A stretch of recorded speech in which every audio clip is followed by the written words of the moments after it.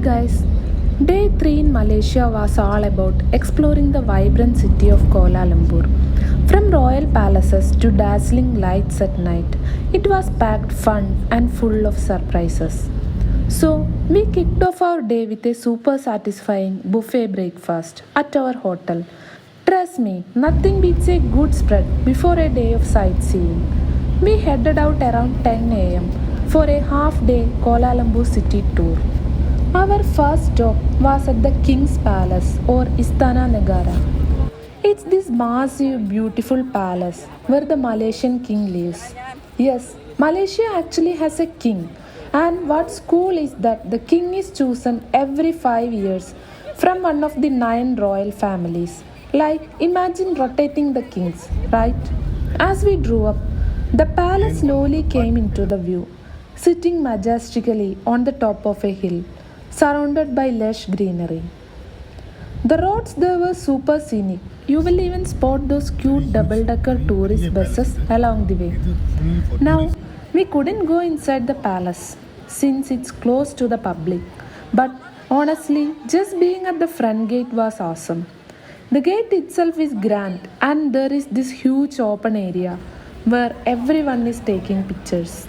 Regarding the guards in front of the palace, some were in British style uniforms and others were dressed in traditional Malay outfits. That mix of culture in one place is so unique.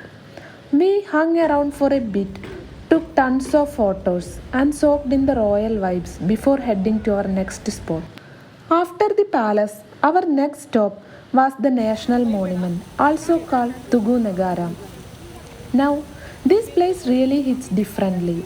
It's not just another tourist spot, it's a tribute to the brave souls who fought for Malaysia's freedom, especially during World War II and the Malayan emergency. The whole area around the monument is super peaceful. There are fountains, gardens, and this calm vibe that makes you just stop and take it all in. What's interesting is that this monument was actually somewhere else before. It used to be near Victory Avenue, close to the old Kuala Lumpur railway station. Then in 1964, they moved it to this current spot. And wow, what a view it has now. Right as you walk in, there is this stunning Islamic style structure with a water fountain, and it guides you straight to the main statue. It's made entirely of bronze, designed by an Australian architect named Felix de Weldon. The statue itself is really powerful. 7 soldiers standing tall, symbolizing leadership, strength, unity, and sacrifice. It just gives you goosebumps. And on the walls and ceilings nearby, you will spot military symbols that add even more meaning to the whole place. You can literally feel the weight of history here. It's a proud reminder of the sacrifices made before Malaysia gained its independence in 1957. Next up, we visited the beautiful National Mosque or Masjid Negara as it's called locally. This place is serene, like the moment you walk in, you just feel this calm wash over you. Now, if you are a non Muslim, don't worry, you can visit the mosque during certain hours. Everyone has to take off their shoes at the entrance before entering into the mosque. As a female visitor, I wore a violet robe they provided and explored the peaceful interiors. The mosque was built back in 1965 to mark Malaysia's independence. It's massive. It can hold up to 15,000 people. And the roof, it is super unique. It's shaped like an open umbrella, which is such a clever and symbolic design, especially in a tropical country like this. The ceiling is shaped like a star and it adds this calm, symmetrical beauty to the whole place. After independence in 1957, Malaysia declared Islam as its official religion. But the country still supports freedom of religion. So while Islam is deeply woven into culture and politics, especially among the Malay community, there is still this wonderful mix of diversity everywhere you go. This mosque really gives you a peaceful pause in the middle of a bustling city. Definitely worth a visit. After the mosque, we made our way to one of the most iconic spots in Kuala Lumpur, Dataran Merdeka or Freedom Square. This place is literally the heart of Malaysia's independence story. Right here on the midnight of August 31st, 1957, the British Union Jack was lowered for the last time, and the Malaysian flag, called Jalur Jamila, was raised for the first time. You can't miss the flagpole here. It's huge, one of the tallest in the world at 95 meters.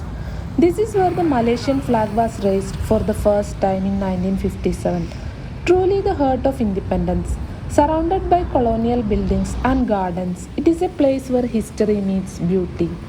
This wide open field in front of it, it is used to be a cricket ground for the British alike.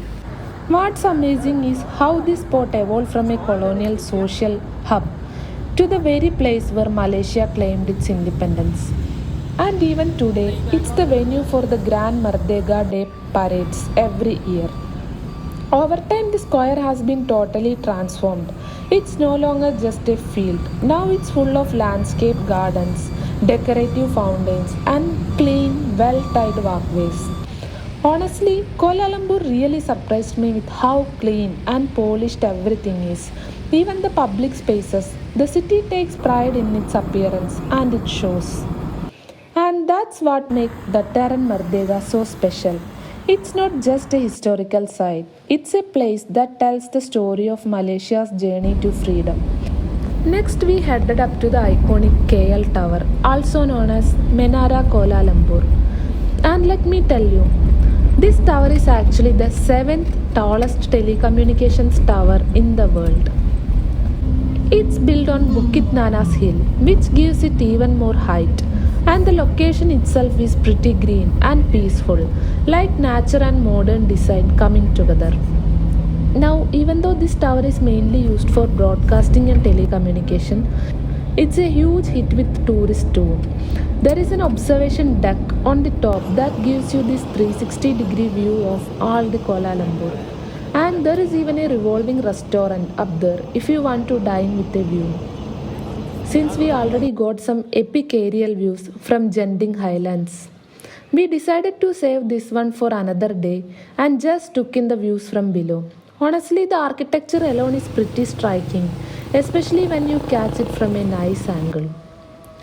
If you do want to go up, tickets cost around 50 Malaysian ringgits per person, which is roughly 1000 rupees in Indian currency. Not too bad if you are planning to stay longer and really explore the inside. It hosts the 6 radio stations and 4 TV channels, so it is kind of like a backbone of Kuala Lumpur's broadcast world. So, yes, even if you don't go inside, just being here and seeing this engineering marvel up so close is pretty awesome.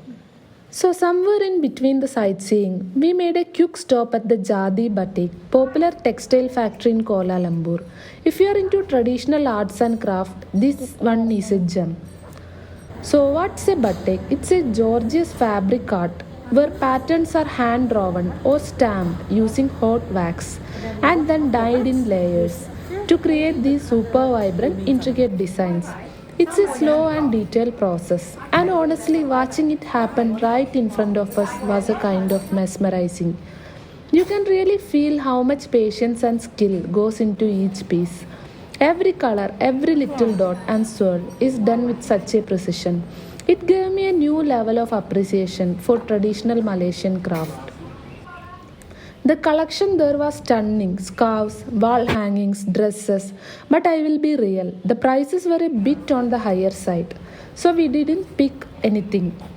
Still, just seeing the process and final products made the stop actually worth it.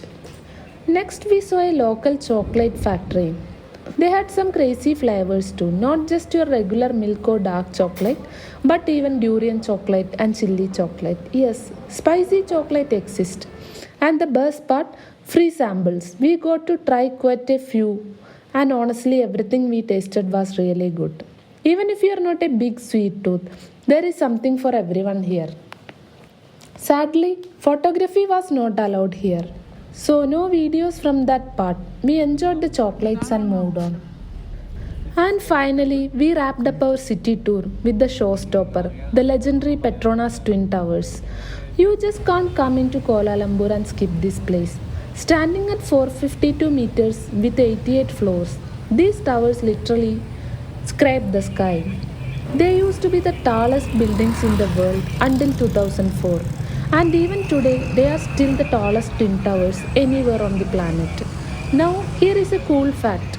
The towers were designed by Caesar Pelli, and if you look closely, the design is actually based on Islamic geometric patterns, which gives them that unique, elegant look.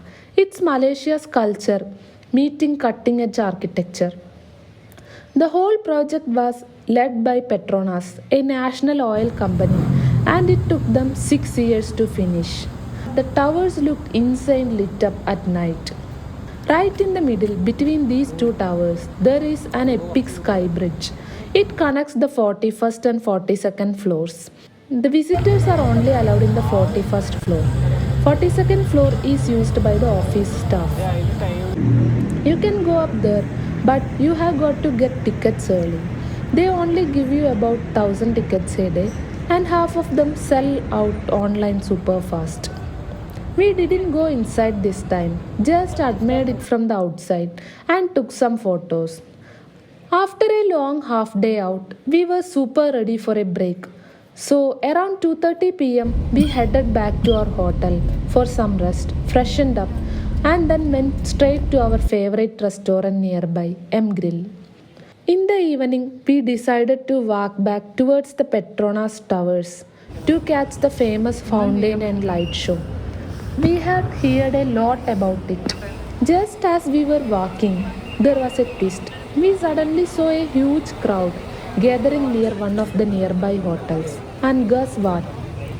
The Manchester United football team had just arrived as a part of their world tour. We couldn't believe the timing. Total surprise. The fans were going crazy. Phones were up everywhere and the energy was electric. It was such a cool moment to witness, kind of like a bonus adventure we didn't expect at all.